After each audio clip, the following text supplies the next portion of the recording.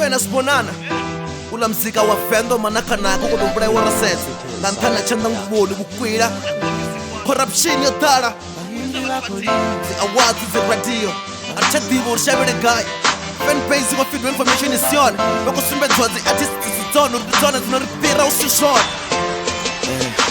uchanda nguboli bafongara ribaboni museto umatoni chidivano chitsikoni rina variboni kanirtova risakoni arina yobadera bafarera ridikoni radio iko chinya ziawazi dziko kwasha mubula ya mzika washu arali mbimba chambango vendo yachiviwa arvalini sawili katufebeni yativiwa mzika wanu udojiwa wapedza walatiwa kale rachilidzwa anu maduva rotsimiwa baimbi rikovoniswa basakoni vakowiniswa venda langa likuhalipa nivavudze uri hezo asukalipa prefixo generenda dziawadziruveli skona dzayahani nanga albamu ntihi venda sonoyesa venda sonoyesa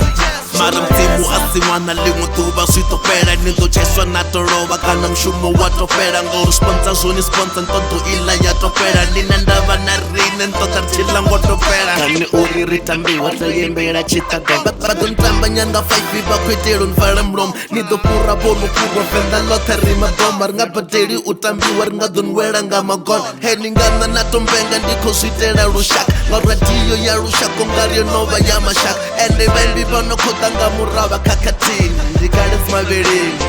rikakatini uchanda nguboni vafongara rivavoni museto umatoni chidivano chitsikoni rina varivoni kanitova risakoni arina yobadera vafarera ridikoni radio iko chinya ziawazi dziko kwasha mubula ya mzika washu ngauri rina nirifuna ntambo gaizve sijowina songoteya ugaizve vamwe vana fene mbiri vonominate venda nawe savalidzi vonominate chairombera dzinterview kavorodzine vachita show september boyeravidzira ari vali ndiko kakani mfarele padisori category ya hipopo ndavo mbrapa vapitori ari mabofu rikovona